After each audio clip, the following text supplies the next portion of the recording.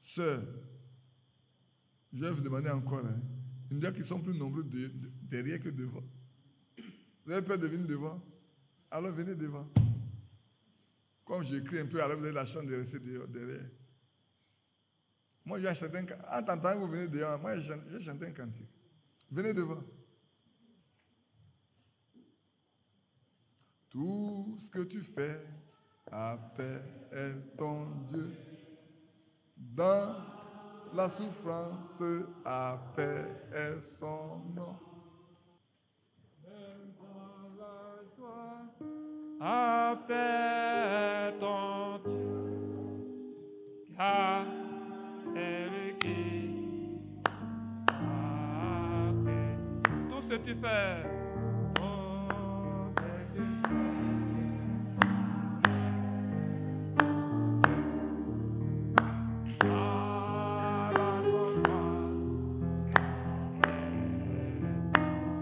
Même dans la joie, appelle Dieu.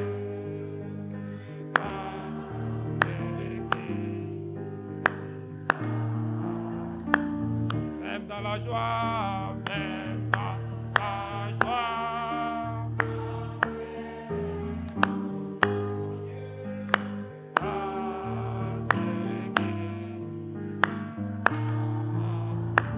Tout ce que tu fais, oh, ce que tu fais.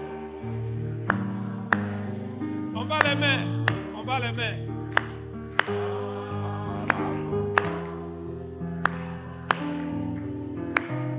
Même dans la joie, même dans la joie.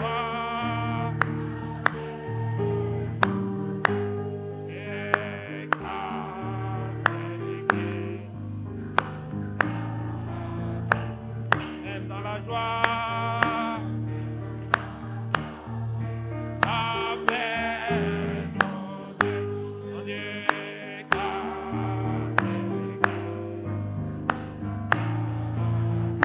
tout ce que tu fais.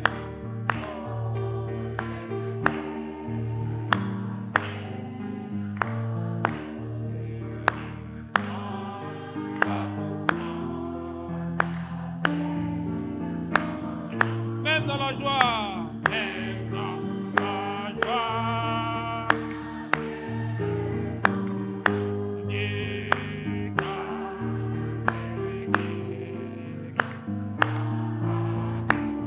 même dans la joie, appelle Dieu, car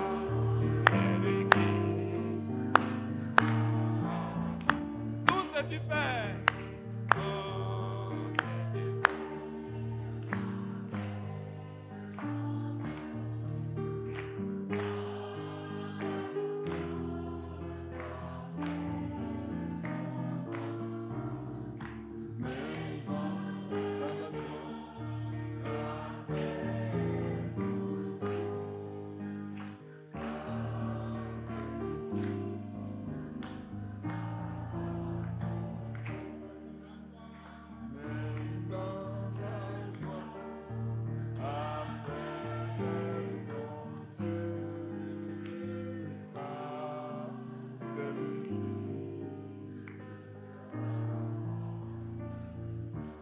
Qui sait que c'est lui qui l'a créé? Si tu sais que c'est lui qui t'a créé, tu sais bien qu'il peut tout faire pour toi.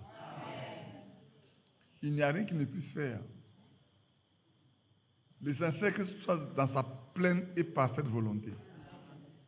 Autrement, tu vas crier en vain. Ce qui nous manque, c'est ça, hein, frère. Tout à l'heure, je parlais. On n'est pas prêt à abandonner notre vie entre les mains du Seigneur. On n'est pas prêt à crier à lui. Jean-Marie le sait bien quand il dit, mais quel privilège n'avons-nous pas de porter tous nos problèmes devant lui. C'est encore en anglais. Et donc, on a tout le privilège là. Dieu nous a tout donné pour porter tous les problèmes devant lui. Mais on ne lui porte pas suffisamment. On ne va pas devant Dieu suffisamment. De sorte qu'on a toujours nos problèmes sous nos bras. On les a sous nos mains. Et on cherche des solutions humaines. Et en cherchant des solutions humaines, souvent, on n'a pas la solution qu'il faut. Et on est découragé. Oh, le Seigneur n'écoute pas ma prière. Mais tu ne pries pas. Tu ne demandes pas comme le veut ce jour-là. Notre Dieu lui-même, notre Seigneur lui-même, la montait la nuit, on dit là, il passait toutes les nuits à prier. Mais nous, on passe plus de temps à dormir les nuits. La journée, on cherche beaucoup d'argent. C'est vrai, hein? La journée, là, c'est pour chercher l'argent. On court après l'argent. On court après la nourriture. Et la nuit, quand on arrive, on est fatigué, on passe le temps à dormir. Le diable a le temps de faire ce qu'il veut. J'étais en train de parler avec quelqu'un. Vous voyez, aujourd'hui, nous, on se déplace en voiture. Dès qu'on a une situation, quand vous prenez la carte, est-ce qu'il est possible de projeter une carte simplement? Quand je prends cette carte-là, je disais que vous ne pouvez pas tout voir. Quand vous regardez cette carte-là, par exemple, ceux qui ont la Bible, n'ont qu'à prendre leur Bible, n'ont qu'à regarder là, à cette page. Je vais vous montrer une chose. Ceux qui ont la Bible, où on a mis par exemple, ouais, c'est ça. Tu as toute la Palestine au 13e âge là, au temps du Seigneur Jésus-Christ. La Palestine au temps du Seigneur Jésus-Christ. Si vous avez vu ça, prenez ça, je vais vous montrer une chose.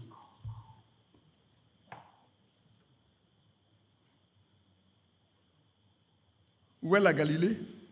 Où est la Samarie? Où est la Judée? Et puis, si vous regardez un peu plus haut, on va vous parler de Sidon, on va vous parler de Tyr. Mais le Seigneur s'est déplacé en quoi? À dos de chameau? Où il est sur un âne? Où il est à cheval? Quand il va prêcher? Je vous pose la question. Notre Seigneur, là, qui était sur la terre, là, il était en voiture? Il était à dos de chameau? Dos d'âne? Ou bien de cheval? Il était à pied. Et quand vous regardez bien les distances, il quitte la Judée, il quitte la Samarie. En passant de la Judée pour à Galilée, il s'est arrêté à Samarie là. La Samarie est intercalée, hein, entre Galilée et la Judée en bas. Regardez bien. Hein. Et de là, il va, on dit, ils sont tous galiléens. C'est pas ce qu'on dit? Ils sont tous galiléens. Ils sont tous vers le nord, là. C'est de là qu'ils sont. Mais ils descendent jusqu'à Jérusalem. Si vous regardez bien, vous allez voir où se trouve Jérusalem, dans la Judée.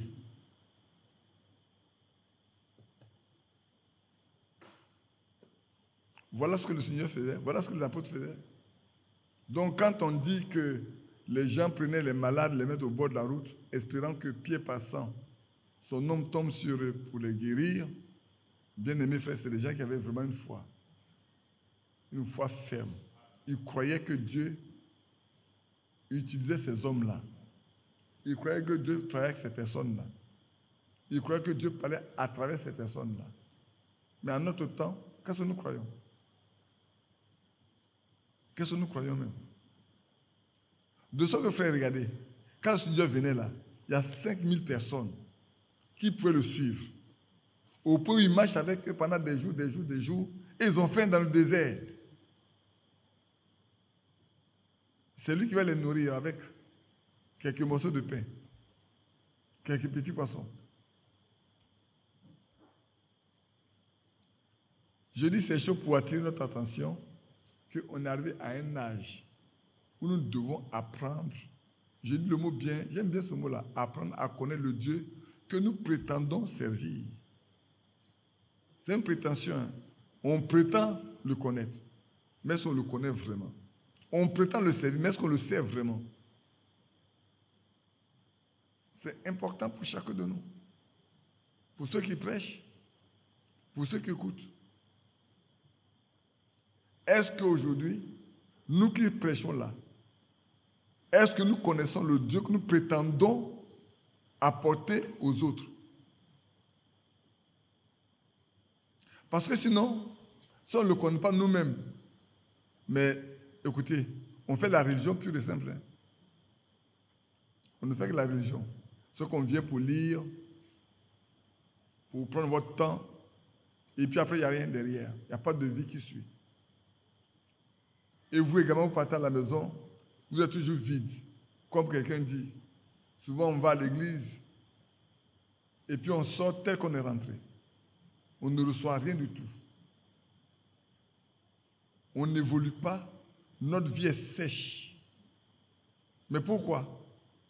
Parce qu'il n'y a pas de vie dans ce qui est dit. La lettre tue. C'est l'esprit qui vivifie. Si l'esprit n'est pas là, tout ce qu'on va vous dire là, c'est des lois, c'est des fardeaux qu'on met sur vos têtes. Prions pour que Dieu nous aide. En ce temps de la fin, prions pour que Dieu nous aide. Prions, hein, frère. Tout à l'heure, le frère Yapi nous disait que le pape a déclaré ouvertement que cette Bible-là n'est plus valable.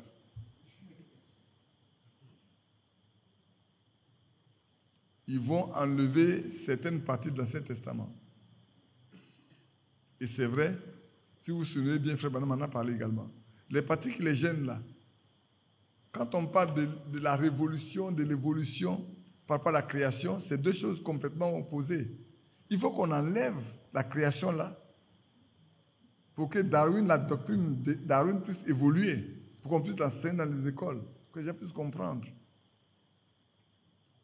Quand on peut dire, on va enlever, vous allez voir, hein, on va même enlever Sodome et Gomorrhe, où il y a l'homosexualité, ils vont enlever ça. Ils vont aller aux Romains, ils vont enlever l'homosexualité, ils vont enlever ça. Oui. Parce que s'ils n'enlèvent pas ça, l'ONU ne peut pas accomplir son œuvre, ses objectifs. Parce que l'Union, comme aujourd'hui, on dit c'est le droit, tout le monde a le droit. Donc il ne va plus y avoir de minorité. Déjà en France, même, on pose un problème par rapport au fait de prêcher aux gens. Quand vous parlez aux gens de la foi, vous les empêchez de vivre leur liberté.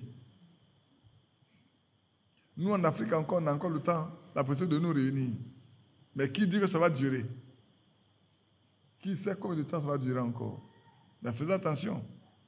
Surtout que nos présidents sont collés directement aux présidents occidentaux. Ce qu'on décide là-bas, c'est que nous, en Afrique, on applique. Donc, apprêtez-vous à être persécutés dans peu de temps. Mais pour soutenir une persécution, il faut avoir quelque chose en toi. Pour accepter d'être persécuté, pour accepter de mourir, pour accepter d'abandonner ta maison, ton travail, il faut que tu aies quelque chose en toi qui te donne la victoire sur la persécution. Si tu n'as pas, dès que la persécution va arriver, là, tu dis, mais de toute façon, écoute, cette affaire-là même là, est-ce qu'on va même? Ceux qui sont morts, on les voit. On nous dit qu'ils sont vivants. Mais on n'a jamais vu un mort venir à nous. Vous savez bien que dans Pierre, il est écrit que les moqueurs diront, mais depuis que le monde existe là, on n'a jamais vu le signe de l'avènement. Les choses sont restées pareilles depuis la création, depuis le temps de nos pères. Mais c'est la même chose pour nous? Non, ce n'est pas la même chose. Pour un vrai croyant, c'est que les choses évoluent. Hein. Regardez, pour ceux qui sont un peu plus vieux, regardez 20 ans en arrière. Un homosexuel, qu'est-ce qu'il fait? Il rase des murs. Dans sa famille, il n'est même pas accepté. Aujourd'hui, plutôt, on oblige les parents. Ceux qui regardent, laissent leurs enfants regarder Netflix. Actuellement, j'ai lu hier que la Russie est en train de porter plainte à ces hommes-là parce que dans Netflix, insidieusement, de façon insidieuse plutôt, on a introduit l'acceptation de l'homosexualité. C'est des petits films des enfants, des jeunes gens, des enfants. Et dedans déjà,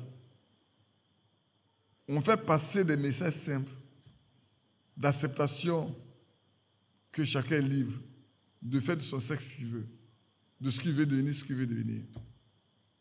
Il a réussi, dit que c'est contraire à ses lois. Il ne permet pas qu'on joue ça chez eux. Et on a pris des jeunes gens, et c'est en Russie, c'est en Chine, c'est dans un pays chinois.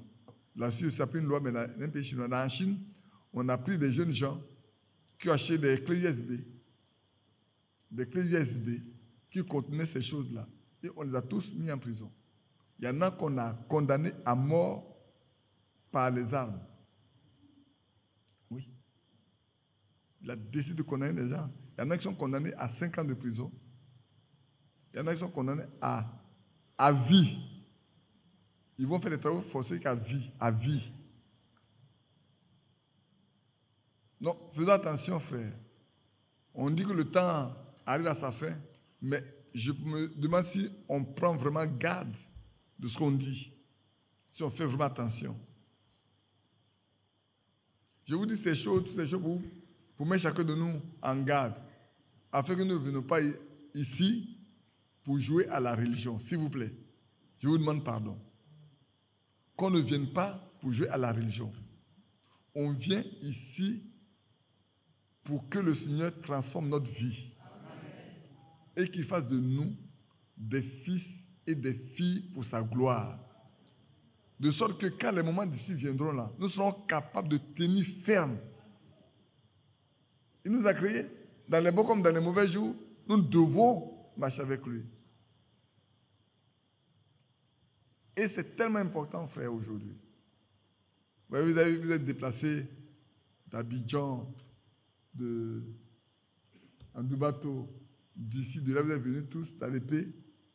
Je ne pense pas que vous êtes venus pour passer une nuit blanche parce qu'on vous raconte des histoires.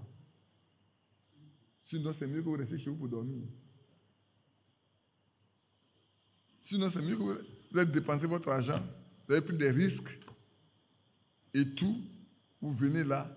Je pense que quand vous venez, c'est parce que vous croyez que Dieu va vous parler. Mais après ça, qu'est-ce que vous en faites? Oh là là, la veillée a été très belle, Dieu nous a parlé, mais après, on fait quoi avec ce qu'on a entendu? Moi, c'est la question que je pose. J'ai mon cousin qui est assis là, il a dit, lui, il ne manquera plus à ces veillées-là. Parce que la dernière veillée l'a tellement marqué qu'il ne peut pas manquer à ces veillées. Il demandait à sa femme de venir avec lui. Que Dieu le bénisse. Et que Dieu bénisse chacun de nous. C'est important, frère. Profitons de ce moment-là. Profitons de ce temps pour avoir une communion personnelle avec Dieu. Une communion approfondie. Être attaché au Seigneur. Oui, on est en train d'aller vers la fin de l'année. Oh, bon, quand on aura la veillée de fin d'année, il y en a qui vont penser que bon, une nouvelle année arrive, on va tourner. On n'a pas besoin de tourner de page. On a besoin seulement de consacrer entièrement sa vie au Seigneur. Si une année passe, c'est que l'année qui arrive nous rapproche plus de l'avènement du Seigneur. Ou même ça nous rapproche plus de notre jour de départ nous-mêmes. Notez ça, hein, que chaque jour qui passe là, comme on ne connaît pas le jour où on mourra, chaque jour qui passe nous rapproche de notre jour de décès. Donc, plus le temps passe, plus nous devons être purs devant Dieu. Nous devons être très proches de lui. Nous devons nous attacher à lui et avoir la preuve que le Seigneur est avec nous. Qu'il nous connaît et que nous le connaissons. Que ce nom soit loué. Amen. On va se lever ensemble pour le respect de la parole, pour lire une chose que j'ai lue avec des enfants à la maison. Et c'est quand je lisais que je disais, mais on peut bien en parler. Et je me suis mis à étudier ça. C'est dans 1 Pierre, se tient tous debout, chapitre 2. Il y a pas de verset 1. Rejetant donc toute méchanceté et toute ruse, la dissimulation, l'envie et toute médisance, désirez comme des enfants nouveau-nés le lait spirituel et pur, afin que par lui, je mettrai nous croissions pour le salut. Si vous avez goûté que le Seigneur est bon, approchez-vous de lui, pierre vivante, rejetée par les hommes, maîtres choisis et précieuses devant Dieu. Et vous-même, comme des pierres vivantes, édifiez-vous pour former une maison spirituelle, un saint sacerdoce, afin d'offrir des victimes spirituelles agréables à Dieu par Jésus-Christ. Amen. Alléluia. Car l'Écriture dit, car il est dit dans l'Écriture, voici je mets à Sion une pierre angulaire choisie, précieuse. Et celui qui croit en elle ne sera point confus. L'honneur est donc pour nous qui croyons. Mais pour les incrédules, la pierre qu'ont rejetée ceux qui bâtissaient est devenue la principale de l'angle et une pierre d'achoppement et un rocher de scandale. Ici, heurtent pour n'avoir pas cru à la parole, et c'est à cela qu'ils sont destinés. Seigneur, ajoute tes bénédictions à la lecture de ta parole. Amen. Vous pouvez vous asseoir. Si les frères veulent donner un titre, qui mette seulement élever un édifice, bâtir un édifice, construire une maison. Mais on va commencer par le verset 1 et 2. Parce que l'apôtre Pierre pose ici un ensemble d'éléments pour arriver au stade auquel il veut que nous parvenions. D'abord, il dit, rejetant toute méchanceté. Le croyant est appelé à rejeter la méchanceté. Celui qui est né de Dieu ne peut pas être un méchant. Il doit repousser tout ce qui est méchant. Vous savez, quand on a étudié Psaume chapitre 1, comme je vous ai dit, je ne l'ai jamais étudié comme je l'ai étudié ce jour-là. J'ai pris du temps pour définir ce qui c'est que le méchant. Bon, si vous voulez bien, vous pouvez vous reporter à là pour voir qu'est-ce que c'est le méchant. C'est celui qui emprunte et qui ne rend pas. C'est celui qui ne craint pas Dieu. Il n'a pas de respect pour les choses de Dieu. Il est un méchant. Et l'apôtre Pierre dit ici que le croyant doit rejeter toute méchanceté, toute forme de méchanceté. On ne doit pas trouver la méchanceté au milieu des croyants. Malheureusement aujourd'hui, même dans ce qu'on appelle le message, dans la religion, ça on connaît. La méchanceté existe dans la religion. Mais on n'avait jamais pensé que ça serait ainsi. Mais écoutez, bien, si l'apôtre Pierre en parle, c'est qu'en leur temps déjà, au milieu d'eux, ça existait. Alors il leur dit, rejetez la méchanceté. Vous devez rejeter la méchanceté. Vous ne devez pas accepter la méchanceté. Vous ne devez pas vivre de méchanceté au milieu de vous. Il ne doit pas exister cela. Vous êtes des hommes bons, des femmes bonnes. Parce que notre Père céleste est riche en bonté. Et il est riche en fidélité.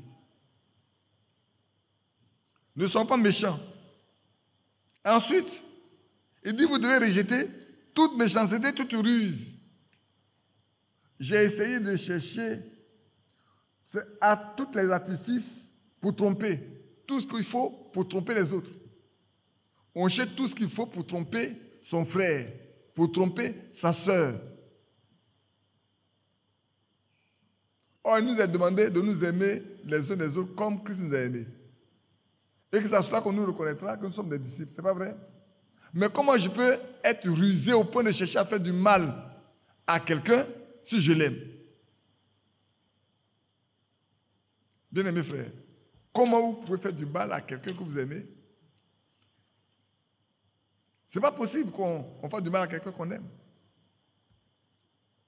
Et puis le chrétien doit pouvoir aimer son prochain comme lui-même. Donc il ne peut pas être capable de faire du mal.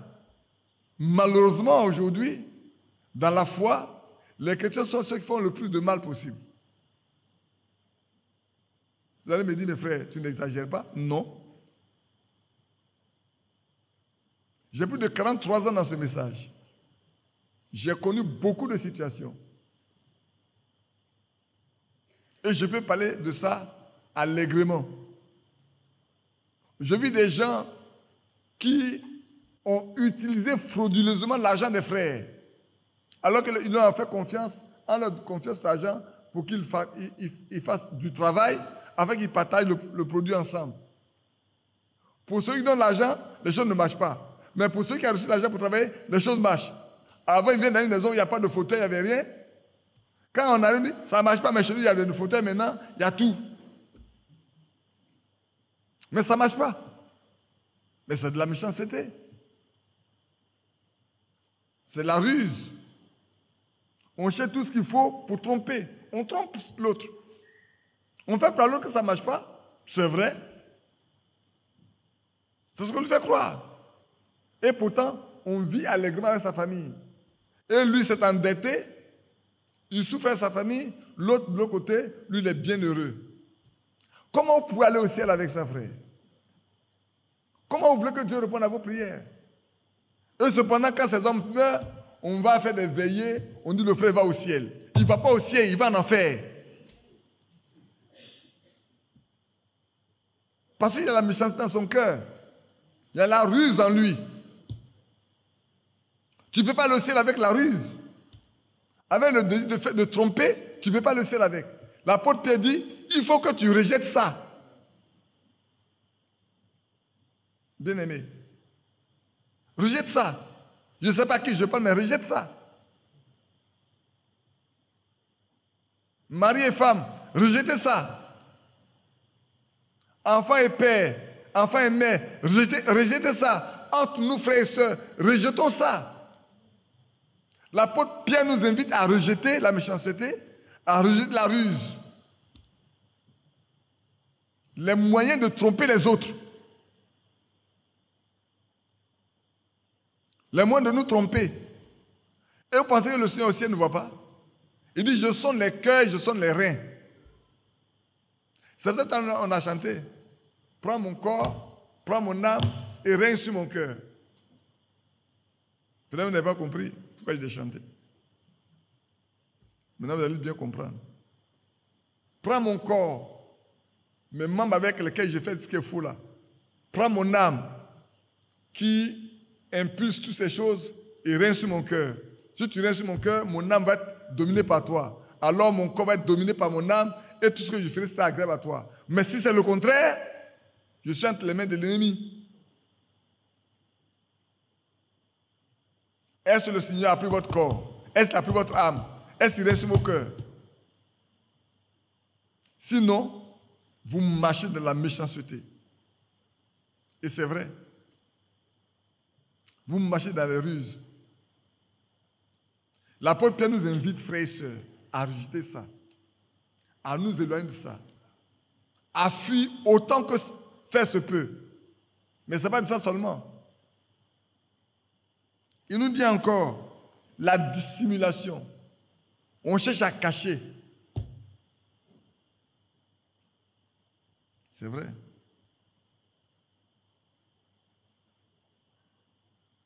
On cherche à cacher. C'est de la malice. On cherche les moyens de cacher. Sœur, ne cache rien à ton mari. Frère, ne cache rien à ta femme. Enfant, ne cache rien à ton père et à ta mère. Ne cache rien à ta soeur et à ton frère. Marchons dans la franchise. Soyons transparents, comme du cristal. Vivons une vie de transparence. C'est ça qui manque aux croyants aujourd'hui. Et ça manque aux croyants, c'est qu'ils ne sont pas encore chrétiens. C'est qu'ils ne sont pas encore. Oh, ça veut dire, mais il est venu encore pour ce soir-là, pour nous insulter un peu. Oui, si on doit vous insulter, en vous disant c'est une insulte, acceptez ça comme des injures. Ce n'est pas moi, non, c'est pas moi, hein. Donc c'est l'apôtre Pierre que vous avez insulté. C'est l'apôtre Pierre qui dévoile ce que vous êtes, ce qui est en vous. Parce que la parole de Dieu est plus tranchante qu'une épée à deux tranchants. Il partage quoi? Âme et esprit. Jointure moelle. Et discerne les pensées des cœurs. La parole de Dieu là, c'est ce qu'elle fait. Hébreux 4, 12. Plus tranchante que l'épée à deux tranchants. Elle sépare tout. Elle met tout à nu. Elle nous met à nu. Quand on est devant la parole de Dieu, nous devons être sûrs que nos pensées seront mises à nu. Nos attitudes cachées vont être mises à nu. Notre vie cachée va être dévoilée. À nous de dire, je marche avec, je ne marche pas avec. Mais au jour du jugement, ce que tu as entendu là, va te retrouver. Ce n'est pas un homme qui va te juger, mais la parole de Dieu sera ton juge. Parce que tu l'as entendu, tu n'as pas voulu vivre avec. Et c'est l'apôtre Paul. L'apôtre Pierre dit une chose qui est importante, parce que là, on va voir la conclusion tout à l'heure. Et puis on va continuer dans la construction, dans l'édification, de bâtir une maison pour Dieu. Est-ce qu'on veut bâtir une maison pour Dieu? Est-ce que nous pouvons bâtir une maison pour Dieu? Nous ne pouvons pas bâtir une maison pour Dieu. Mais l'apôtre Pierre nous dit, nous devons être un édifice. Nous devons nous édifier nous-mêmes. Et l'apôtre Paul en parle aussi, on lira ce passage-là. Peut-être après la Sainte Seine. Mais je poursuis ici.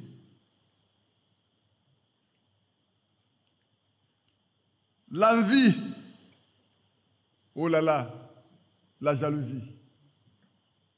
On est très jaloux. On est envieux. Pourquoi mon frère a ça, moi je dépasse ça? Pourquoi ma soeur a ça, moi je dépasse ça? Frère, réjouis-toi de ce que Dieu a donné.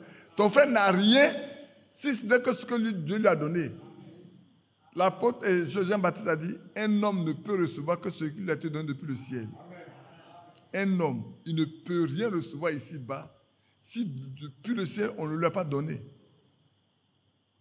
Donc, si tu es jaloux, si tu es envieux, mais comme quelqu'un pourrait dire, il faut t'apprendre à Dieu. C'est comme une jeune Camerounaise qui vivait aux États-Unis et son père a assez d'argent. Il lui envoie beaucoup d'argent. Et puis, dans la semaine, elle a fait beaucoup de grosses dépenses. Et vous savez, aux États-Unis, les FBI, ils suivent ça. Hein, c'est pas vrai? Elle est américaine. Alors, vous savez ce qui va se passer? Il débarque chez elle. Il frappe la porte. C'est le FBI. Elle ouvre tranquillement. On dit, dans la semaine, là, tu as fait tête, dépend le montant que tu as fait, tête de dollars. Et puis elle leur demande, c'est pour ça que vous êtes venu? C'est pour ça là que vous êtes venu chez moi? Je pensais que vous allez me dire que je suis dans une cartel de drogue ou de prostitution. Mais j'ai enrichi votre économie. Ça ne vous convient pas? Mais apprenez-vous à Dieu qui a donné assez d'argent à mon père qui me le donne pour vivre. Apprenez-vous à Dieu. C'est Dieu qui donne l'argent à mon père.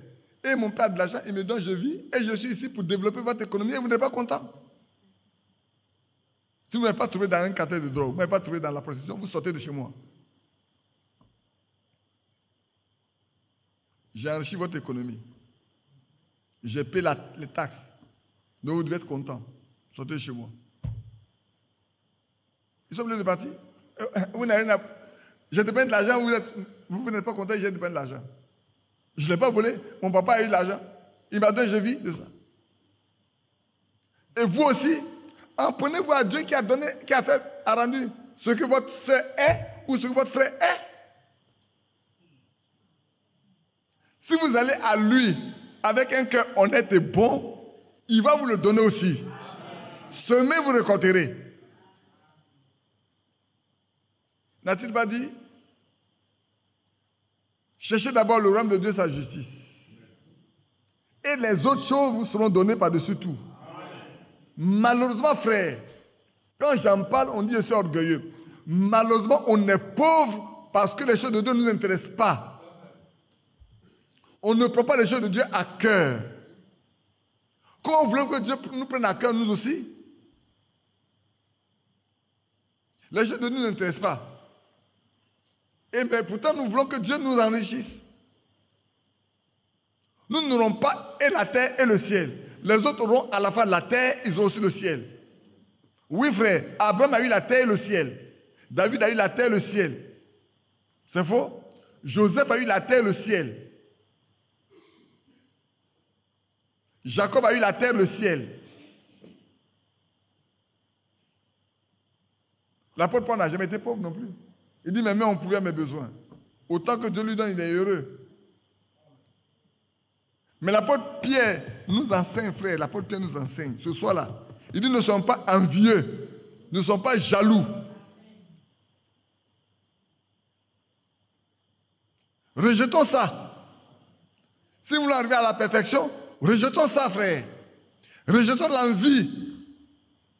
L'apôtre Paul dit, l'apôtre Pierre même a dit, sachons nous contenter de ce que Dieu nous donne. Mais je peux lire dans Hébreu, si je ne me trompe pas, c'est dans Hébreu 13.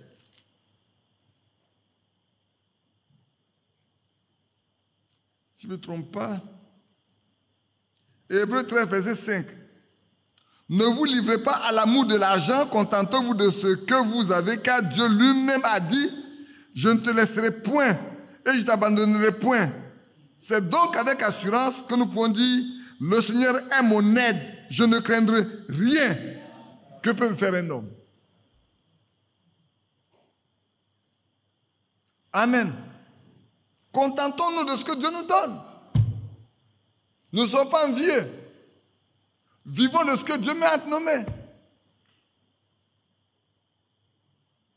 Nous ne nous en prenons pas les uns aux autres. Bien-aimés frères, nous voulons construire une maison pour Dieu. Nous voulons bâtir une maison pour Dieu. Mais les premiers éléments à fonder, c'est ça. Les premiers éléments à prendre en compte, frères, rejetant tout ça, tous ces éléments-là, vous allez vous rendre compte que ces éléments font partie même des œuvres de la chair qui sont écrites dans Galates 5, comme on l'a dit tout à l'heure. Pour nous montrer, bien-aimés frères, il y a une grande différence entre le croyant et le non-croyant. Entre le désir du croyant et le désir du non-croyant. Prenez Jacob et Ésaü. Les deux n'avaient pas les mêmes désirs. Au moment où Jacob cherchait à prendre le droit d'aînesse auquel il a attaché toutes les bénédictions, Ésaü cherchait à manger. Il cherchait à être rassasié. Jacob, ce qui le préoccupait là, c'est la bénédiction. C'est tout. Il sait que s'il a la bénédiction, tout le reste vient. Mais être rassasié pour un temps, frère, comprenez bien, vous pouvez être rassasié ici et vous aurez faim de l'autre côté. Le riche et Lazare, on n'en a pas la fois dernière. Le riche était tellement rempli, joyeux, il a bu tous les liqueurs, comme la fois dernière on a sorti pour voir les qualités de liqueurs qui existent, que quand il est passé de l'autre côté, cela lui a manqué. Au point, il demande une goutte d'eau. Ça ne peut pas le réfléchir. Et j'ai dit, ça va parce que l'autre est riche qu'il est parti en enfer. Hein. C'est faux. Sinon, David allait aller en enfer. Quand il devait construire le temple, vous savez combien David a offert, non? De lingots d'or, d'argent, de ceci, de cela. Vous savez combien il a offert, non? David. Allez-y, regardez dans 1 roi. Vous allez voir ce que David a offert. Non, David n'était pas un pauvre.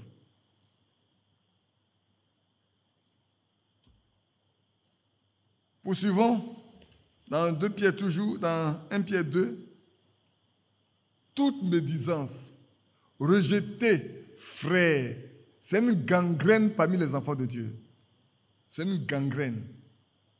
Médire, c'est dire du mal de quelqu'un, mais des choses qu'il a fait vraiment. Il a fait une mauvaise chose. La personne a dit qu'il a fait de la mauvaise chose. C'est vrai. Au lieu que nous prions, au lieu que nous soyons compatissants, Tapi, tu as pris? Tu as entendu? Oh. Mais ça lui est arrivé. Hein? Ça lui est arrivé. Mais il a fait ça. Il a pris la forme de l'autre. Ce n'est pas ton devoir. Ton devoir, c'est de dire, Seigneur, voilà quelque chose de mauvais au milieu de nous. C'est sale. Au milieu de nous, fais grâce. Délivre-le. Sauve-les. Aie pitié. Parce que le témoignage salit tout le témoignage. Le mauvais témoignage, vous salez vous tous. Ce n'est pas en parlant là que vous êtes purs. De nos côtés, vous enfoncez davantage. Et ne nous réjouissons pas. Comme on a appris la fois dernière de ce qui s'est passé de l'autre côté, là où un frère est parti parler de la mauvaise manière de faire, c'est parti partout. Ne nous réjouissons pas, frère. Que Dieu nous aide, ne pas nous réjouir. Ça vous salue aussi. Hein? Vous pensez que ça ne vous salue pas? Aujourd'hui, quand vous parlez de la chrétienté, les gens disent, oh non, on connaît les chrétiens. Oh, les chrétiens, on connaît les chrétiens. Mais quand on dit on connaît les chrétiens, ça veut dire quoi? Ça veut dire que vous êtes tous dans le même sac. Vous pensez être propre, mais vous mettez dans le même sac. Bien-aimés frères, est-ce que ça passe? Vous comprenez? Non, beaucoup ne comprennent pas encore. Qui n'a pas encore compris ce que j'ai dit jusqu'à maintenant? Qui lève la main? Je vais reprendre. Parce que si vous ne comprenez pas, ça ne vous aidera pas. L'apôtre Pierre dit, il faut rejeter la méchanceté. On a compris? Il faut rejeter la ruse. J'en ai parlé tout à l'heure. C'est pas vrai? Il faut rejeter l'envie. Il faut rejeter la dissimulation. Il faut rejeter la médisance. Il faut tout rejeter. Quand tu as rejeté tout ça, alors tu vas avoir une autre envie qui est très élevée.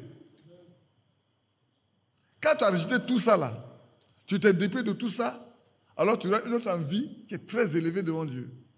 Et c'est ce que l'apôtre Pierre dit ici. Alors vous pouvez désirer comme des enfants nouveau-nés. Vous voyez, un nouveau-né, qu'est-ce qu'il cherche? Un nouveau-né, il cherche le lait maternel. Tout son désir, c'est de téter. Pour avoir de la vitamine, pour avoir de la protéine, pour être en bonne santé. Et ici, l'apôtre Pierre dit, alors nous sommes capables de désirer le lait spirituel et pur. Comme des nouveau-nés. Comme des nouveau-nés. On parlait de la nouvelle naissance, ce n'est pas la nouvelle naissance ici seulement. Hein. Comme des enfants qui sont nés de nouveau. Qui sont apparus là, ils ont faim. Alors vous aurez faim de la parole de Dieu. Et à ce niveau, il y a deux types. Hein. Il y a ceux qui sont exercés à la nourriture solide. Et ceux qui sont encore au lait. Ceux qui sont au lait, c'est ceux qui ne sont pas encore matures. Ils ne sont pas encore des hommes faits. Dans Hébreu 5, on parle des hommes faits. Des hommes matures. Des hommes qui courent après la nourriture spirituelle solide. Ici, l'apôtre Pierre dit, comme vous avez l'habitude de toutes ces choses que je vous demande de rejeter là, si vous avez fini de rejeter, alors vous allez pouvoir chercher ce qui peut vous aider à grandir. Parce que vous êtes encore bébé. Quand vous vivez comme ça, vous êtes encore des enfants. Vous n'êtes pas encore mûr.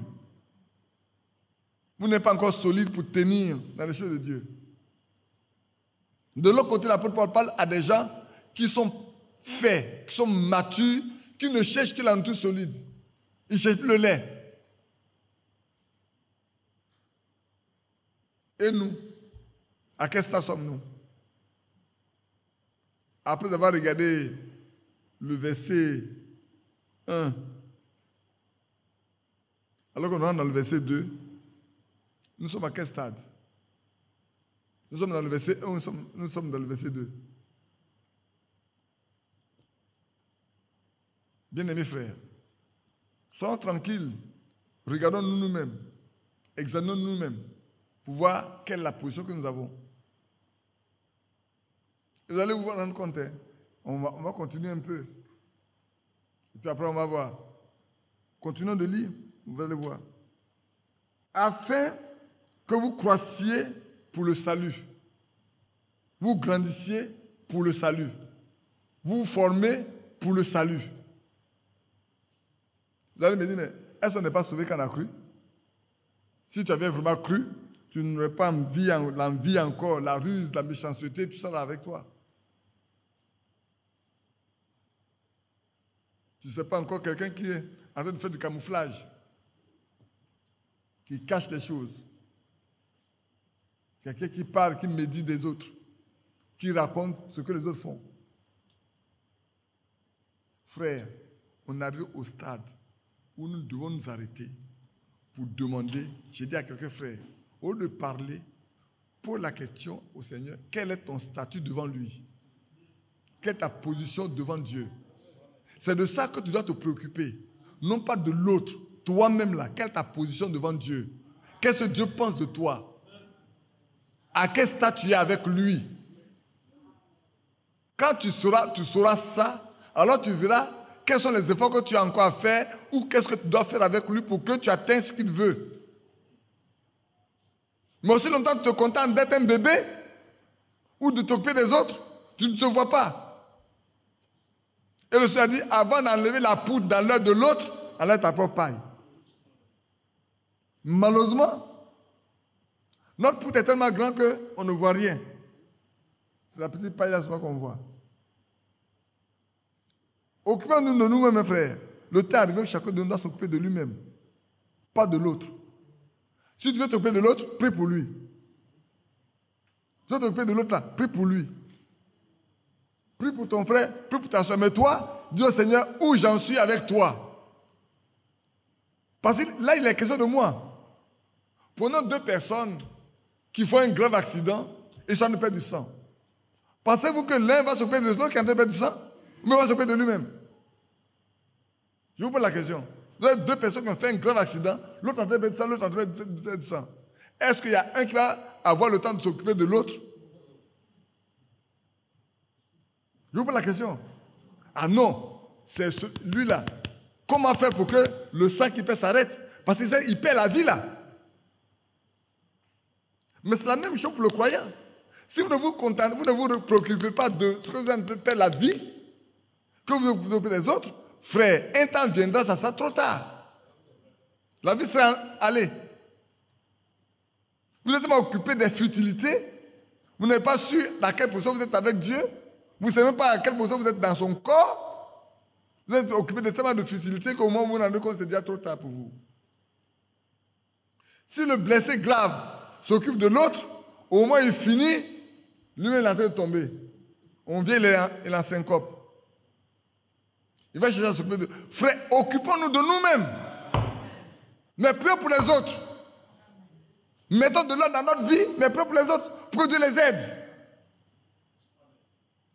C'est le temps de se construire, frère. Pour que vous croissiez, nous croissions, nous grandissions pour le salut. Pas pour la perte, mais pour le salut. Pour qu'on soit sauvés. Pour qu'on plaise à Dieu.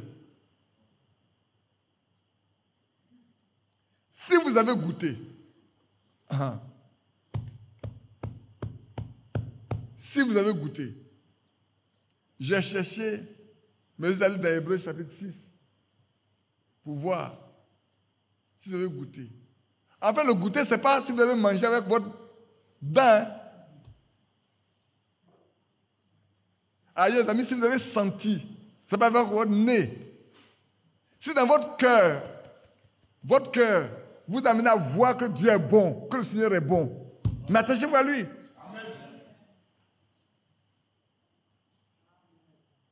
C'est d'abord que vous avez senti que le Seigneur là, il est bon. Qu'à part lui, il n'y a rien. C'est pas quelqu'un qui a dit bon, mais il dit mais qui est bon? Il dit il y a un seul qui est bon. C'est Dieu seul. Dieu seul est bon. Parce qu'il est riche en bonté. Frère, on ne peut pas être bon si on n'a pas Dieu en nous. Ça veut dire si vous avez goûté que le Seigneur est bon, approchez-vous de lui. Qui aime marcher avec le méchant? C'est le méchant qui aime marcher avec le méchant. Mais l'homme naturel aime marcher avec des gens qui sont bons. Des gens qui sont doux. Des gens qui sont simples. Des gens qui sont conciliants. Ah oui, l'apôtre Pierre nous parle aujourd'hui. Il nous invite à nous arrêter. C'est juste un court instant. Il nous demande à nous arrêter. Alors que nous allons approcher la Sainte Seine tout de suite, le souper du Seigneur, il nous invite à nous regarder nous-mêmes, à sonder nos cœurs, à voir est-ce que nous serons dignes de nous approcher de la table. Je ne sais pas si vous comprenez. C'est le temps, on va regarder pour voir, c'est le moment, on va approcher de la table du Seigneur maintenant là. Est-ce que je serai digne d'approcher de la table du Seigneur? Ou j'ai besoin de prier maintenant pour qu'il puisse me mettre de l'ordre. Parce qu'il dit, celui qui ne s'approche pas de là, il n'est pas digne de lui. Hein. Si tu ne peux pas t'approcher, tu n'es pas digne de lui. Mais si tu t'approches indignement et que si tu prends un jugement, vous voyez, non? Si tu ne peux pas t'approcher, tu n'es pas digne de lui. Mais tu t'approches indignement également, tu prends un jugement. Donc, dans les deux cas, tu as un à choisir. Tu élimines les deux. Il faut tout faire pour que tu sois bon pour approcher sa table, que tu sois avec lui. Et c'est à ça que l'apôtre Pierre nous invite ce soir. Je poursuis. Si nous avons goûté que le Seigneur est bon, si nous avons senti qu'il est bon, si dans nos cœurs nous avons ressenti la bonté de Dieu envers nous, frères, sachez que c'est la grâce de Dieu qui nous amène à le connaître. C'est parce qu'il est bon envers nous qu'il vient nous appeler. Il n'y a pas un homme qui cherche Dieu. Aucun ne cherche Dieu. C'est lui qui nous cherche et qui vient vers nous. Il nous prend. Dès lors, abandonnons-nous vraiment dans sa main, comme nous l'avons chanté. Abandonnons-nous complètement, frère. Laissons-nous conduire par son esprit. Soumettons-nous à lui. Plaçons notre volonté sous sa volonté. Dimanche passé, on a terminé en disant, vous qui nous chargeons et fatiguons, venons à lui. Il va nous décharger. C'est pas vrai? Il va nous décharger. Il est prêt à nous décharger. Et il prend son joug parce qu'il est humble, doux de cœur. Si nous venons à lui, nous devons être humbles, nous devons être doux aussi, parce que c'est lui qui va le faire pour nous. Et l'apôtre Pierre nous dit, si nous avons goûté qu'il est bon, approchons-nous de lui. Approchons-nous, frères. Approchons-nous de lui. Lui qui est la pierre rejetée, vivante, rejetée par les hommes, mais choisie et précieuse devant Dieu. Frère, Christ est précieux devant Dieu, c'est le rocher. Approchons-nous de lui. En lui, nous avons tout. Maintenant, le verset 5, je vais aller maintenant. Et vous-même, comme des pierres précieuses, des pierres vivantes. On va aller lire dans Ésaïe 51. J'ai déjà lu ça une fois. Je vais le lire avec vous ce soir. Ésaïe 51. Pour montrer que nous sommes des pierres vivantes aussi. Pour ceux qui ont rencontré le Seigneur, ils sont des pierres vivantes. Regardez bien, Ésaïe 51. On le lit. Ésaïe 51. Écoutez-moi, vous qui poursuivez la justice. Qui poursuit la justice ici? Moi aussi, je poursuis la justice. Alors, toi, tu ne poursuis pas la justice. Tu ne cours pas après Jésus-Christ. Il est le juste. Hein? On vous a lu la fois dernière après le chapitre 22. Que celui qui est juste soit encore juste. Que celui qui est souillé se souille davantage. Et que ceux qui sont injustes pratiquent encore l'injustice. Nous voulons être justes et vivre avec le juste. Et ici, il est écrit, vous qui poursuivez la justice, qui cherchez l'Éternel? Qui cherche l'Éternel ici? On est nombreux. Hein? C'est ça, non? Donc, un pied là, non, un pied, deux là, ça nous concerne. On est prêt à faire ce que l'apôtre Pierre nous enseigne là-bas. Portez les regards sur le rocher d'où vous avez été taillé. Regardez le rocher d'où vous avez été taillé. Si vous avez été taillé du rocher, le seul vrai rocher, c'est Christ. Si c'est de lui que vous êtes sorti, vous devez avoir la même nature que lui. lui, il est une pierre vivante, vous devez être aussi une pierre vivante. Et s'il a été rejeté par les autres, vous allez être aussi rejeté par les autres. Mais comme il a été choisi précieux devant Dieu, vous serez aussi précieux devant Dieu. Mais c'est pour ça qu'ici dit, portez les regards sur le rocher d'où vous avez été taillé, sur le creux de la fosse d'où vous avez été tiré. Portez vos regards et comparez-vous. Vérifiez si vous avez la même nature. Si vous êtes sorti de lui. Si vous marchez comme lui. Parce que Christ venant sur la terre, c'est pour apprendre aux enfants de Dieu comment un fils de Dieu doit marcher. Quelle attitude doit avoir? Comment il doit craindre Dieu? Frère, si le Seigneur a dit, je ne suis pas seul, car celui qui m'a envoyé est avec moi. Pourquoi? Parce que je fais toujours ce qui lui est agréable. N'est-ce pas? Que devons-nous faire nous autres? Nous devons marcher de manière à ce qu'il soit avec nous. Et pour qu'il soit avec nous, nous devons faire toujours ce qui lui est agréable. Et pour le faire, il faut connaître sa volonté. C'est pour ça que tout à l'heure, on a chanté ce cantique-là. Prends mon corps, prends mon âme et règne sur mon cœur. Vous qui avez chanté ça sans réaliser ça, je le répète. Prends mon corps, prends mon âme et règne sur mon cœur. Ici, cela n'est possible que si tu es sorti de ce rocher-là. Corée et Dathan n'étaient pas sortis de là, se sont opposés à la volonté de Dieu. Sambala, Tobija ne sont pas sortis de là, se sont opposés à la volonté de Dieu quand Néhémie construisait. Tobija et Sambala. Tu te souviens, non, pas dans Néhémie. Il voulait effrayer Néhémie. Néhémie n'est pas un homme qu'on effraie. Néhémie était un vrai soldat. Il bâtit la muraille, il a une arme quelque part, et puis il bâtit la muraille avec une autre main. Et c'est comme ça qu'un croyant doit marcher. Un croyant est un soldat qui combat tous les jours. Il a l'épée de l'autre côté, et puis il a le bouquet de l'autre côté. Et il a l'épée de l'esprit aussi. Il a le zèle pour chaussures. Oui, c'est vrai. Portez les regards sur Abraham, votre père. Portez les regards sur Abraham, votre père. C'est-à-dire, regardez comment Abraham est. Comment il était avant et comment il est maintenant. Quelle évolution s'est passée dans la vie d'Abraham? D'un bois sec, Dieu en a fait un bois frais. Oui. Un bois sec. Sarah pouvait dire, mais il n'y a plus rien entre nous. Il n'y a plus rien. Et tu nous dis que l'année prochaine, là, il n'y a plus rien. On n'est plus homme et femme. Il n'y a plus rien. Mais il a dit, est-ce qu'il y a quelque chose qui est impossible à Dieu? Il dit à Abraham, y a-t-il quelque chose qui soit impossible à l'Éternel? Non. D'un bois sec, je vais sortir des enfants.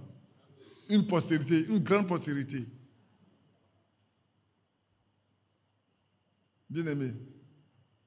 Regardez Abraham, votre père. Portez le regard sur lui. Et sur Sarah, votre, qui vous a enfanté. Une vieille femme dont l'âge de la ménopause est déjà passé depuis des années. La science, si Sarah disait aujourd'hui, s'il y avait une Sarah aujourd'hui qui dit, Dieu m'a dit je vais avoir un enfant, on va dire, mais il faut la mettre dans un asile de fous. Abraham va arriver et dire, mais Dieu nous a dit on va avoir un enfant. À 100 ans, nous on n'a jamais vu ça. La science va vous démontrer par A plus B que ce n'est pas possible. Tous les grands docteurs du monde vont vous démontrer par A plus B que ce n'est pas possible. Frères, écoutez bien. Les hommes scientifiques vont vous prouver que ce n'est pas possible. Parce qu'ils ont tous les instruments pour vous le prouver.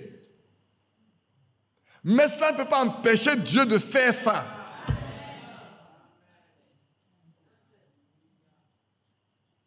Et ça n'est possible que si vous croyez en ce que Dieu a dit. Si Abraham et Sarah avaient douté de Dieu, cela n'aurait jamais eu lieu. Mais ils savent que Dieu, comme tout est créé par lui, et qu'il est capable de tout créer, s'il dit une chose, parce que c'est par sa parole que tu as été créé, comme par sa parole que tu as été créé, il est capable de créer la vie en ce qui est mort. C'est vrai. La verge d'Aaron n'avait pas encore passé. Si c'était au temps où la verge d'Aaron était passée devant, était rentrée dans l'arche, on allait dire oui, que Abraham avait un modèle. Mais Abraham n'avait pas de modèle. Bien-aimés frères, si Abraham avait douté, si Sarah avait douté, cela n'aurait pas eu lieu. Mais ils ont su que Dieu est capable. Parce que le monde entier a été créé par quoi? Par sa parole. Et comme il sait que le monde entier a été créé par sa parole, et qu'il sait que Dieu l'a déjà parlé auparavant, il peut croire. Il va voir la gloire de Dieu. Et ce que Dieu lui a dit, c'est accompli. C'est pour ça que frère ici, c'est une leçon. Quand la Bible nous dit, portons nos regards vers Abraham, notre père, et vers notre mère Sarah qui nous a enfantés. Regardons-les. Ils étaient des bois secs. Il n'y avait pas de vie en elle, en eux, ni en elle, ni en lui. Mais je leur ai donné la vie. Je donne la capacité de... On va dire la suite, hein. Je dis. Car il était seul quand je l'ai appelé. Je l'ai béni et multiplié. Vous comprenez? Je l'ai béni et je l'ai multiplié. Donc, un homme qui était seul, stérile, incapable, sa femme était incapable, jusqu'à 100 ans, et Dieu a laissé passer jusqu'à ce que le monde entier se rende compte qu'on atteint au moment où on ne peut plus rien faire pour qu'il rentre en ligne de compte. Là, c'est incontestable. On ne peut pas dire non, qu'il y a 50% de chances que ça arrive, ou il y a 90%, il y a 30%. Ici, il y a 100% que ça n'arrive pas. 100% que ça n'arrive pas. Et ça, c'est humainement parlant. Hein. C'est 100% devant Dieu que ça arrive. C'est 100% devant le croyant que Dieu soit capable de le faire. 100% frère. 100%. Ne doutez pas, frère. Ne doutez pas de la parole de Dieu. Ne doutez pas des promesses de Dieu. Ne doutez pas. C'est pour ça que ce que nous donnons dans 1 Pierre là est important. J'insiste. Frère, approchez-vous de lui, pierre vivante, rejetée par les hommes, mais choisie et précieuse devant Dieu. Et vous-même, comme des pierres vivantes, édifiez-vous pour former une maison spirituelle. Édifiez-vous. Construisez-vous. Sur quelle base? Sur la base de la parole. On le voit dans Ephésiens 2. On le lit également dans Ephésiens 2. Dans Ephésiens chapitre 2, frère. Allons. Déjà 11h. 23h plutôt, il n'est pas 11h, il est 23h. On va peut-être arrêter pour passer à la scène. On n'est pas nombreux donc. On peut poursuivre un peu. Verset 19. Ainsi donc, vous n'êtes plus des étrangers ni des gens du dehors, mais vous êtes concitoyens des saints, gens de la maison de Dieu. Vous avez été édifiés sur le fondement des apôtres et des prophètes, Jésus-Christ lui-même étant la pierre angulaire. Amen. On a été bâtis, on a été construits sur le fondement que les apôtres ont posé. Le fondement, c'est quoi? C'est l'enseignement qu'ils ont donné. Ça veut dire, frère, quel que soit l'âge de l'église où on peut être, on doit toujours retourner à la Bible. On ne peut jamais laisser la Bible de côté. Ce n'est pas possible qu'on ne puisse pas lire la Bible. Frère, une prédication sans lecture biblique, comme quelqu'un a dit à Frère Branham un jour, un vieux prédicateur a dit à Frère Branham un jour, c'est un ancien avocat. Il a dit sa première plaidoirie, quand il est arrivé là, il a commencé à plaider et il a même pleuré. Et puis il y a un vieux avocat qui a dit, monsieur les jurés, monsieur les juges, jusqu'à quand vous allez tolérer une telle plaisanterie? C'est de la plaisanterie. On pleure partout, on pleure au cimetière, on pleure à la mort. Il est venu pleurer ici pour vous dire qu'il n'a pas de preuves à apporter. Laissez-le partir. Parce que Frère Branham disait qu'il avait prêché, les gens ont pleuré et tout. Pour lui, il n'avait tellement prêché.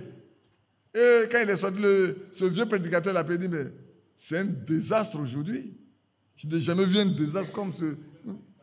Il dit, mais une mauvaise prédication. Il dit, en bon, il dit, mais les femmes ont pleuré. Il dit, mais elles pleurent tous les jours. Hein? Il y a un peu de choses qui vont se mettre à pleurer. Et quand il y a la mort, alors, elles pleurent tous les jours. Tu as fait une prédication, tu n'as cité aucun verset biblique. Tu as parlé de quoi? Si tu ne peux pas citer un verset biblique en prêchant, tu n'as rien dit. Parce que le fondement de toute prédication, c'est la Bible. C'est les versets bibliques. Frère, la source, le fondement de toute prédication doit être ici. Doit être ici. Si ce n'est pas ici, jetez ça à la poubelle. La base de toute prédication, frère, c'est la Bible. C'est vrai que quand on commence, on lit d'abord un verset biblique. Même si on a 1000 choses à dire, on lira d'abord un verset biblique. Et on doit soutenir tout par les versets bibliques. Si ce n'est pas possible, jetez ça à la poubelle. C'est du gâchis. Il n'y a pas de vie dedans. C'est de l'apologie. Ici, il dit nous devons être édifiés sur le fondement des apôtres et des prophètes. Jésus-Christ étant là. Frère, on ne peut pas parler de la Bible sans parler de Jésus. De l'Ancien Testament au niveau du premier chapitre, du premier verset jusqu'au dernier, on ne parle que de Jésus. C'est de lui qu'on parle partout. Hein? Dans le jardin d'Éden, quand on parle de l'arbre de la vie, là, c'est qui? Mais c'est de lui. Quand on parle de l'arbre de la vie, c'est qui? C'est de lui. Il est l'arbre de la vie. C'est lui qui apporte la vie. Vous venez dans la Genève, vous allez trouver encore, vous allez dans le programme, on parle de l'arbre de la vie.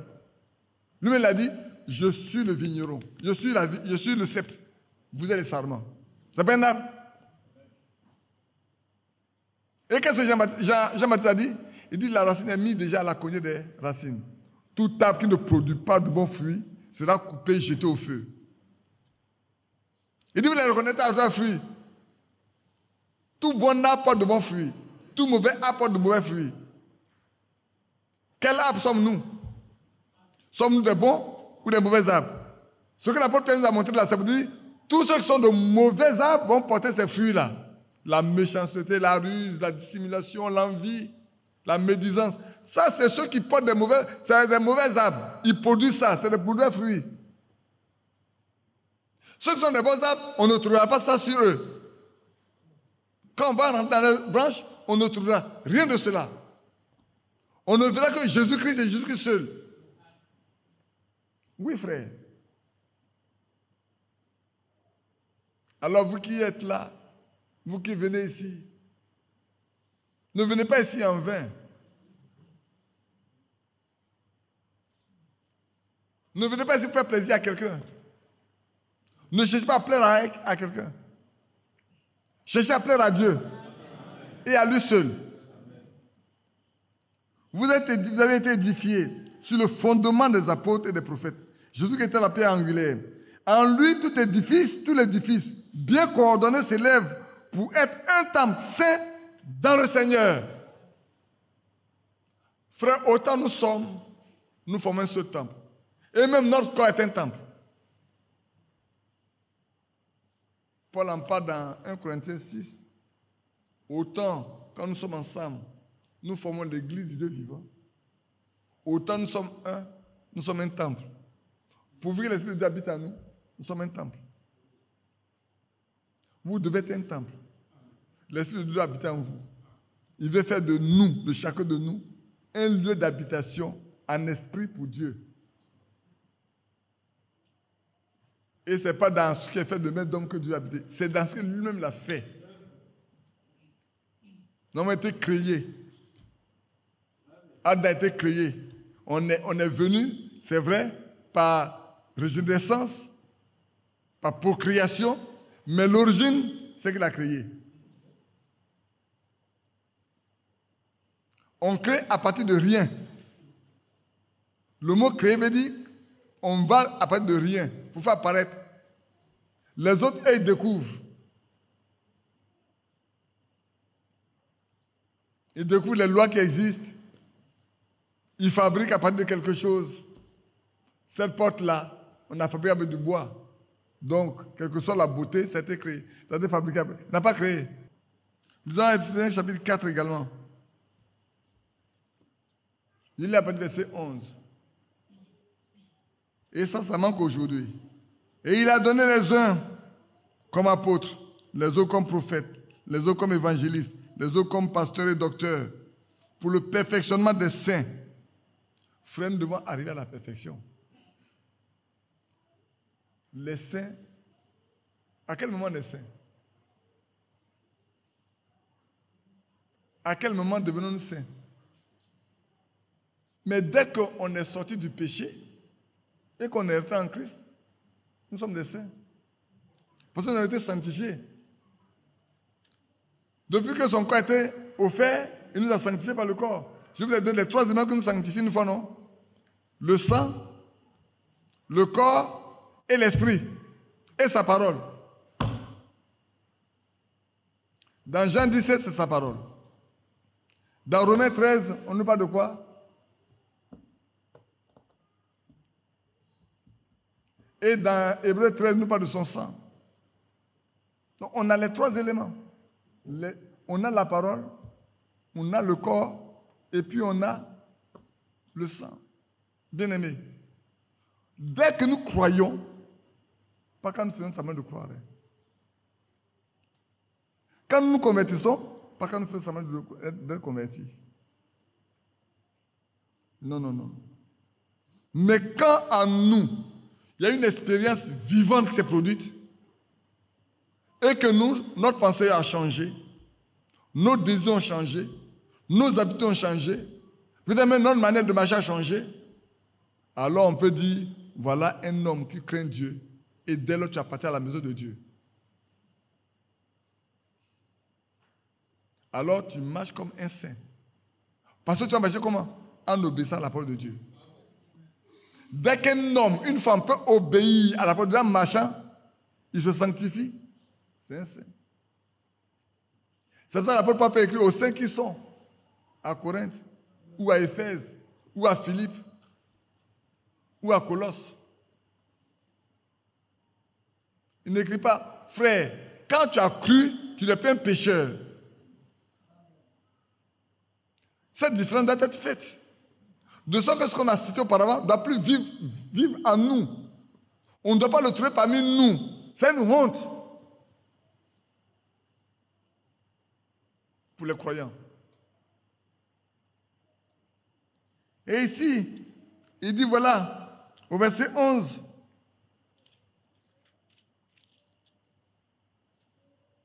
pour être perfectionné, le faisant des saints, en vue de l'œuvre du ministère et de l'édification du corps de Christ. Le corps de Christ, c'est quoi? C'est vous, frères. Quand on a été baptisé d'un seul esprit pour former un seul corps. Il faut que nous rentrions dans le corps de Christ par le baptême du Saint-Esprit pour lui appartenir. Et là, on a l'assurance que l'enlèvement, là, c'est pour nous. Qu'on ne passera pas à côté. Quelqu'un me posait la question, et les dons? Les vrais dons ne peuvent venir que quand on est rempli du Saint-Esprit. Sinon, si l'onction arrive ici, même le faux, l'Esprit peut l'utiliser. La puissance de Dieu descend ici, là. C'est comme la pluie qui tombe sur les bois, sur les mauvaises herbes. Chacun va se réjouir. Chacun va produire quelque chose. Mais dès que l'onction se retire, alors on va voir la vie de chacun.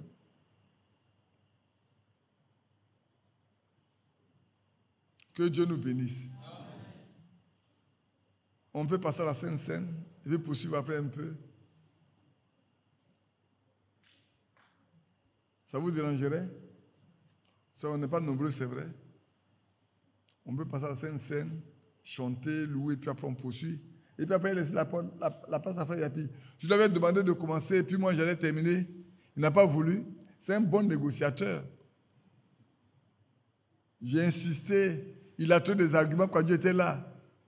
Il a trouvé des arguments. Il dit, tu sais, quand c'est encore frais comme ça, les gens ne dorment pas à l'étranger. Ceux qui vous suivent en ligne ne dorment pas. Il faut aller parler. Et puis après, quand les gens dorment, moi, il peut parler. Donc, il aime parler quand vous dormez. Là, il parle. Comme ça, quand vous allez vous réveiller, là, vous allez écouter. Mais il veut que je parle quand vous êtes réveillés. Alors, je veux qu'il lui parle quand vous êtes réveillés. Parce que moi, il sait que quand je vais parler, vous n'avez pas dormi. Même s'il y a quelques-uns qui ont sommeillé un peu, que Dieu vous bénisse. On va se lever.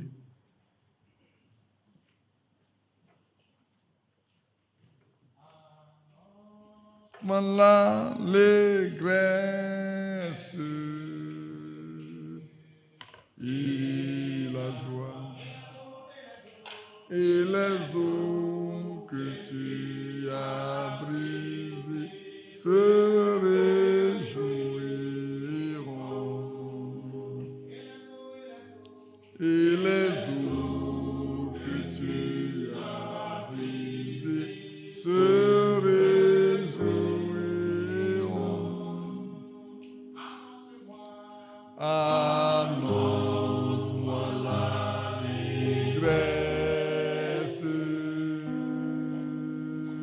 et la joie et les eaux que tu as brisées se réjouiront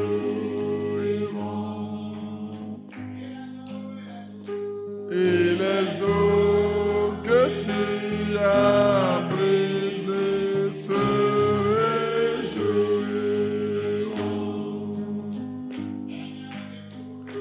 Détourne ton regard de mes péchés,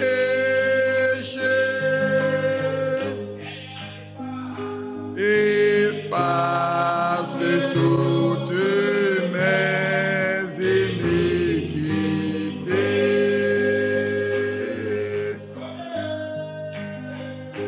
Oh Dieu, crée en moi un cœur pur et les eaux que tu as brisées se réjouiront.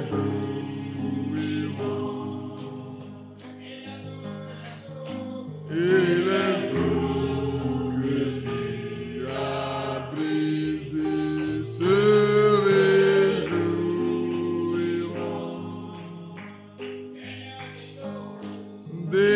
Détourne ton regard de mes péchés,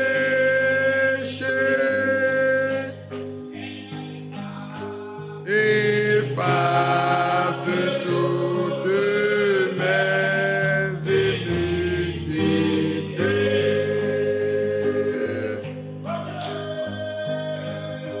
Oh Dieu, crée en moi un cœur pur et les eaux que tu as brisées se réjouiront.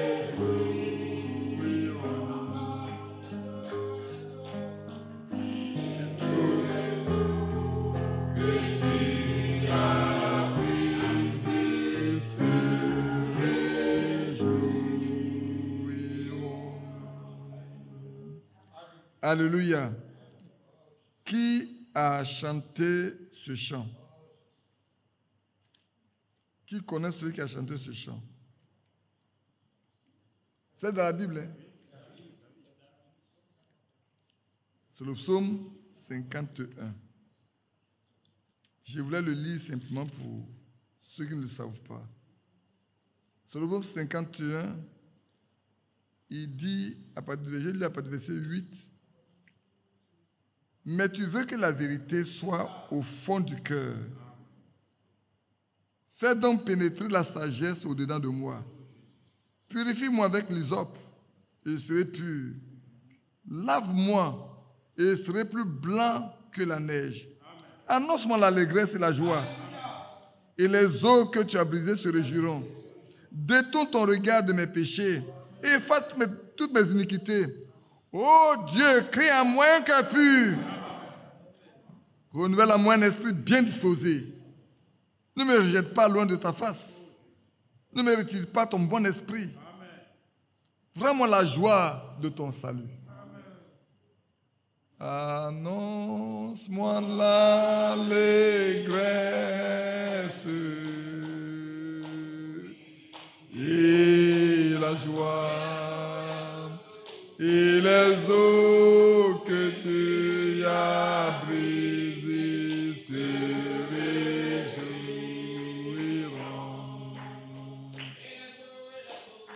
Et les eaux que tu as brisées se réjouiront. Annonce-moi l'allégresse et la joie et les eaux que tu as brisées se réjouiront. Et les eaux que tu as brisées se réjouiront. Détourne ton regard de mes péchés. Efface toutes mes iniquités.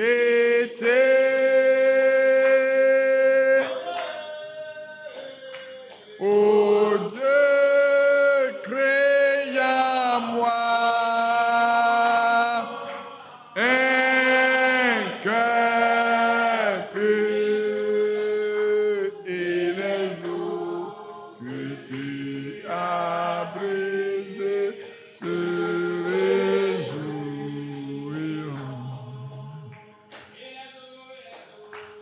Et les eaux que tu as brisées se réjouiront.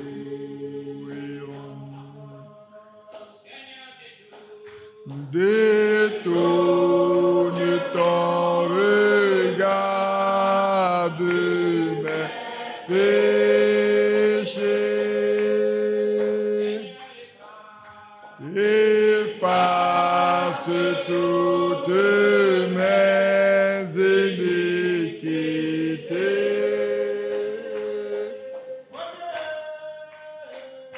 Ô Dieu, crée en moi un cœur pur et les eaux que tu as brisées se réjouiront. Et les eaux que tu as brisées se réjouiront. David dit au chef de chant, psaume de David, lorsque Nathan, le prophète, vint à lui après que David fut allé vers Beersheba. Et Dieu ait pitié de moi dans ta bonté. Selon ta grande miséricorde, efface mes transgressions. Lave-moi complètement de mon iniquité et purifie-moi de mon péché. car je reconnais mes transgressions et mon péché est constamment devant moi. J'ai péché contre toi seul et je fais ce qui est mal à tes yeux. Ensuite, tu seras juste dans ta sentence, sans reproche dans ton jugement. Voici, je suis né dans l'iniquité et ma mère m'a conçu dans le péché. Mais tu veux que la vérité soit au fond du cœur. Fais donc pénétrer la sagesse au-dedans de moi. Purifie-moi avec l'hysope et je serai pur. Lave-moi et je serai plus blanc que la neige. Bien-aimé Père Céleste, y a-t-il quelqu'un au milieu de nous qui se trouve dans une telle position? Fais comme tu as fait avec David. Ô notre Dieu. C'est pour ça que cela a été chanté. Pour que, Seigneur, tu nous rends purs et nets. Tu effaces nos péchés. Tu te détournes de nos iniquités. Tu vois, quand on pêche, on est brisé, on est déchiré. Et c'est pour ça que David pouvait dire, et alors les eaux que tu as brisées, ces eaux retrouvent la joie. Parce que quand il a vu son péché, la paix est partie. La joie s'en est allée. Alors accorde le salut, la joie de ton salut. Et ce soir qu'il en soit ainsi pour chacun de nous, notre Dieu. Nous qui avons bénéficié de ta grâce, nous qui sommes sauvés par toi, oh, détourne-toi définitivement de nos péchés, de nos iniquités, et alors nos cœurs seront joyeux devant toi.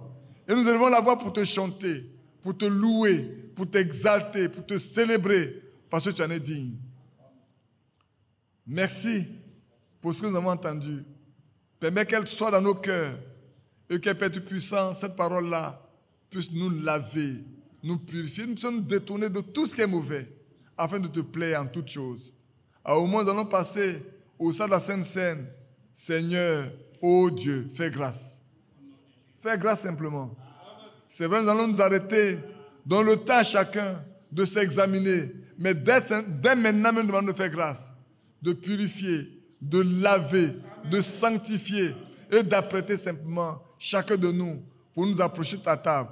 Ô Dieu, que nous ne prenons pas un jugement contre toi. Oui, Seigneur, accorde-le-nous au nom de Jésus-Christ. Amen. On va aller directement dans 1 Corinthiens chapitre 11.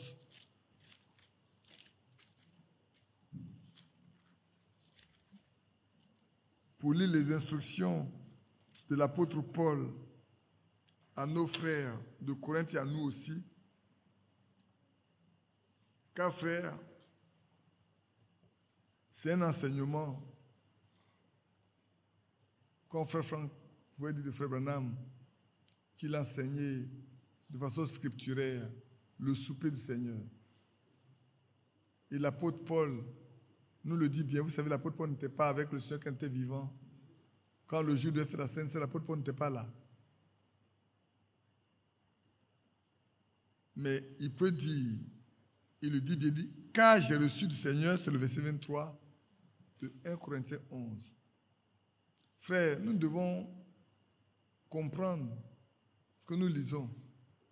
L'apôtre Paul dit qu'il n'a pas dit qu'il a appris ça de Paul, de Pierre, hein, ni de Jean, ni des apôtres qui étaient avant lui. Ce n'est pas d'eux qu'il a appris comment faire la scène. Ce n'est pas eux qui l'ont lui appris. Il dit, car j'ai reçu du Seigneur ce que je vous ai enseigné. Et que vous devez pratiquer là. Je l'ai reçu du Seigneur. C'est que le Seigneur Jésus, dans la nuit où il fut livré, prit du pain. Après avoir rendu grâce, le rompit et dit, ceci est mon corps qui est rompu pour vous. Faites ceci en mémoire de moi. Frère, en ce moment où Paul écrivait ça là, est-ce que déjà Matthieu avait écrit? Est-ce que Marc avait déjà écrit? Est-ce que Luc avait écrit? Non, ce n'était pas écrit.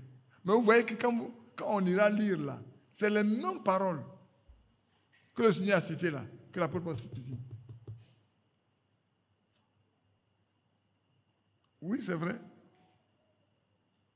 Ceci est mon corps. Et après avoir rendu grâce, il le rompit et dit, ceci est mon corps qui est rompu pour vous. Faites ceci en mémoire de moi. De même, après avoir soupé, il prit la coupe et dit, cette coupe est la nouvelle alliance à mon sang. Faites ceci en mémoire de moi toutes les fois que vous en boirez. Car toutes les fois que vous mangez ce pain et que vous buvez cette coupe, vous annoncez la mort du Seigneur jusqu'à ce qu'il vienne. Alléluia.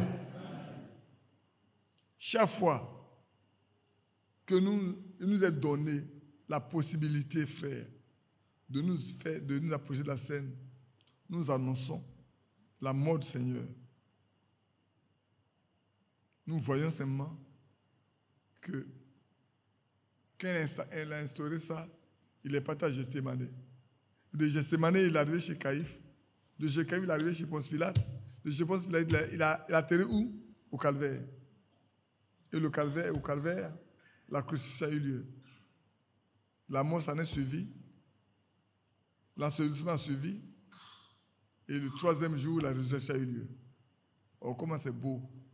Mais ici, nous annonçons chaque jour sa mort, chaque fois que nous nous approchons de la Sainte Seine. C'est pour ça que nous devons le faire avec beaucoup de discernement. Avec beaucoup de sérieux, frère.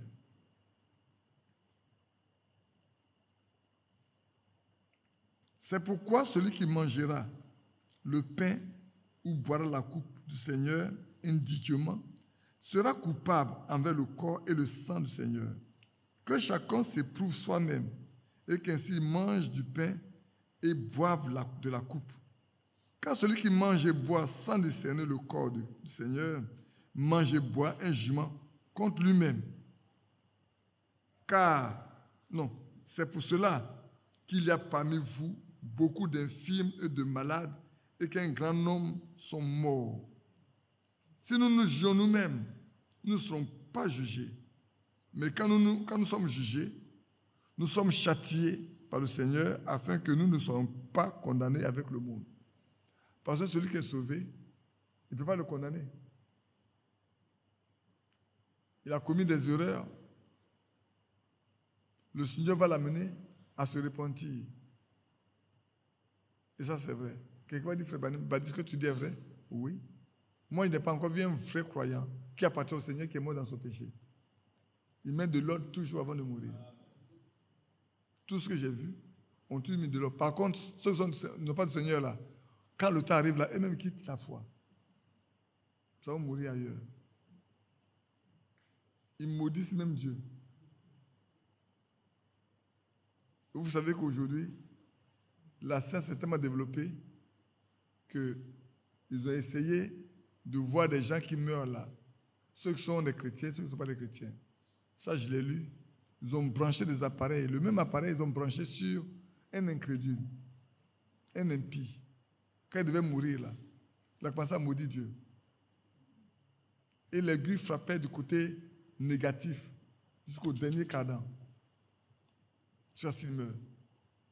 Ils ont dit cet appareil-là, l'émission est plus forte que l'émission radio sur les ondes.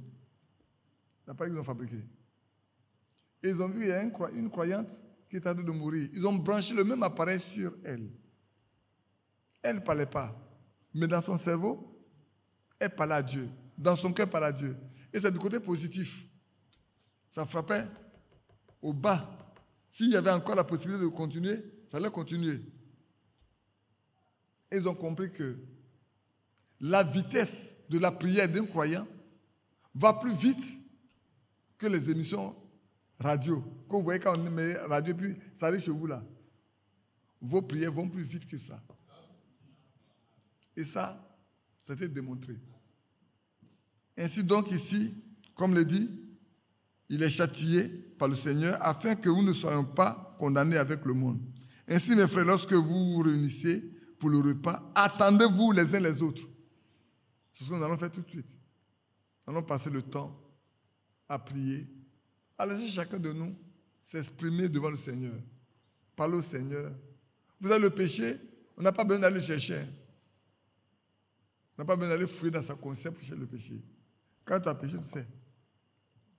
Apporte-le simplement au calvaire. Et tu recevras le pardon. Si tu as une mauvaise pensée, apporte-le simplement au calvaire. Et tu en recevras le pardon. Si quelqu'un a faim, qu'il mange chez lui, afin que ne vous réunissez pas pour attirer un jugement sur vous. j'aurai les autres choses quand j'y serai arrivé. Que Dieu nous bénisse. Nous laissons un peu de temps chacun de nous pour parler à Dieu. Restons dans la prière un instant. Mettons de l'ordre là où c'est nécessaire. Prions simplement.